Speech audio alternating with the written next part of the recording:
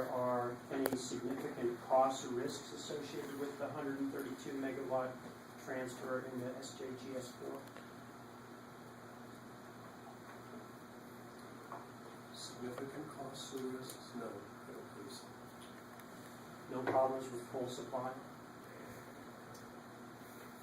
I believe there are potential problems with the coal supply. I think that can't be said at this time. I think PNM is certainly aware that their supply agreement is expiring and they're working on plans to replace that supply. So that's a potential risk. It's an unknown. I don't know if it can be characterized as a risk because I think there's not enough information at this time.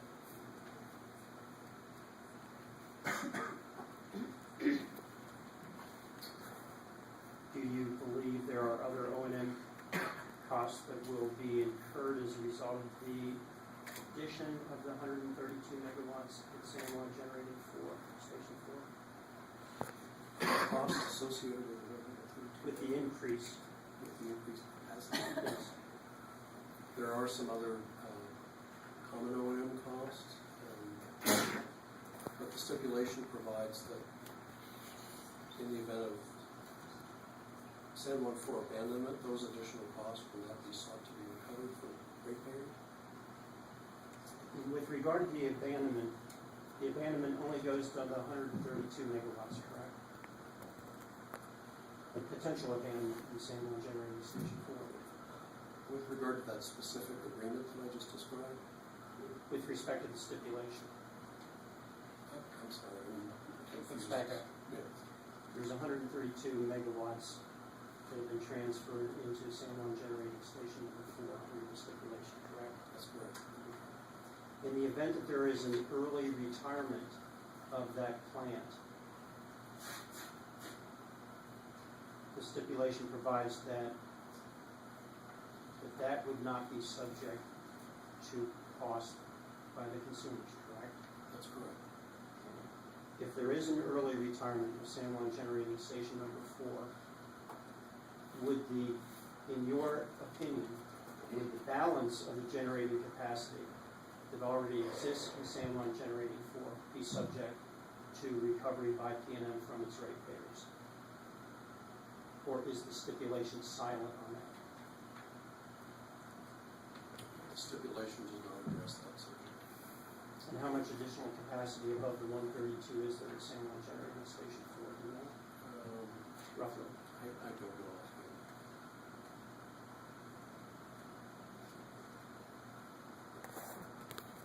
The potential risk with regard to disposal of coal ash for new mining regulations, would that be a potential risk?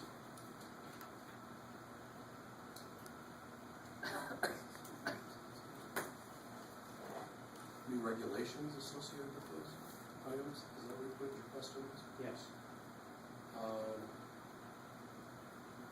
There could be new regulations.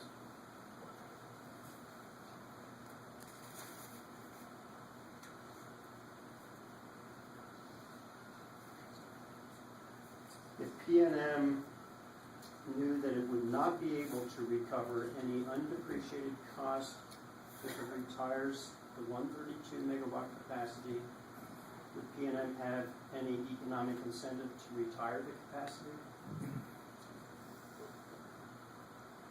I'm sorry, could you ask your question? Sure.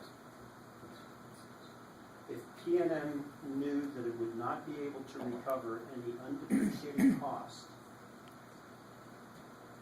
if it retires 132 megawatt capacity, I'm taking exception to this stipulation, but I'm just saying that imagine they would not be able to recover any undepreciated cost. Would PNM have any economic incentive to retire the capacity? I think that would depend on the circumstances involved in the retirement of that capacity. Presumably they wouldn't retire it unless there was maybe some other replacement source of power, and so I think that it's difficult to say what incentives PNM may or may not have.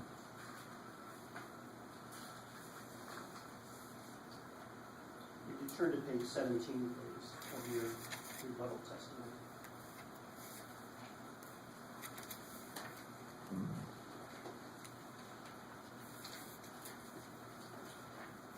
I'm sorry, I have it on. Page 14. Sorry, we need to go the wrong way.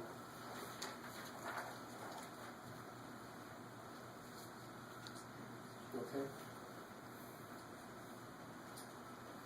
And really, it's question 4 through, really through line 16 there.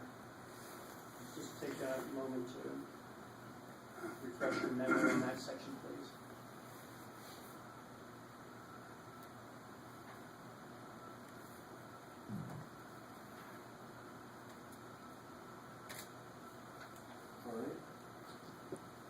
All right, there you seem to justify that a difference of 3.7% in revenue requirement is significant, correct?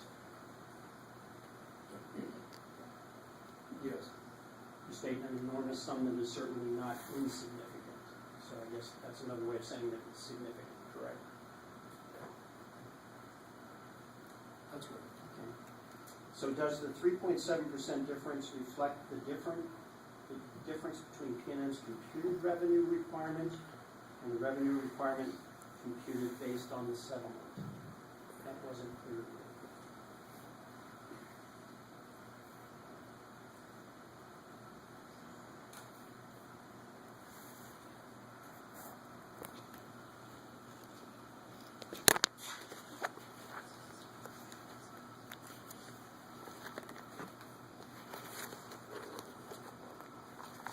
I believe Mr. Kumar is referring to the difference between PNM's original federal implementation plan and the other requirements under the stipulation revised SIP. And that wasn't quite my question. The question was, does that difference reflect, the 3.7, does that reflect the difference between PNM's computed revenue requirement and the revenue requirement based on the settlement? Or maybe that's what you just said. Are you saying that's compared to the original position?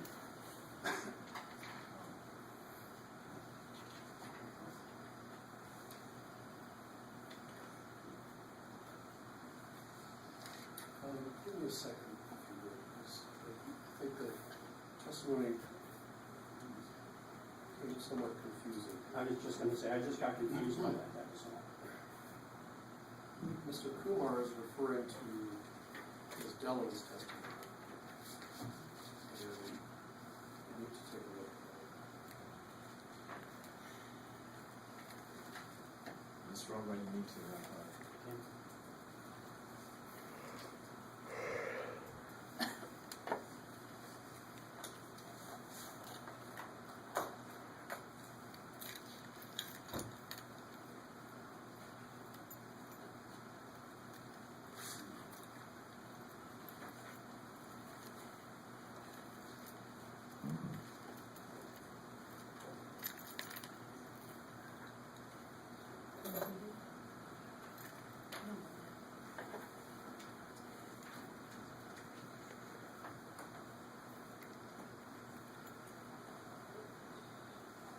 So Mr. Kumar, page 8 of his direct testimony opposing the stipulation, discusses the difference between PNM's original FIP cost estimate and the stipulation or SIP cost estimate. And so that's what you're referring to here. Yes. And it's just a series of about 3 questions on the information. In the last rate case, that was in 10-00086-UT, do you recall the PNM requested a revenue requirement of about $850 million, and the settlement allowed was $802 million? Roughly? I'll accept that subject to Okay, check. subject to check. And that's a difference of 5.63% or thereabouts. Do you recall that by any chance? I'll accept that calculation as being accurate. Do you know of any rate case in which the difference between PNM's requested revenue requirement and the final revenue requirement allowed is 3.7% or less? I'm sorry, could you ask your question? Do you know of any rate case before this commission in which the difference between PNM's requested revenue requirement and the final revenue requirement allowed is 3.7% or less? I don't know offhand. And in that case, in the 10-00086, did the commission further reduce the settlement revenue requirement by an additional $15 million? Or thereabouts? There were further modifications to the settlement order. I will accept that it's 15 subject to change. By the commission, correct? Objection, he answered he doesn't know, Mr. Hoffman. It's the same. So you don't recall by what amount it was reduced, but you recall that it was reduced. Correct. Mr. Herring's I have no further questions, Mr. Gunter. Thank you, Mr. Gunter. Thank you.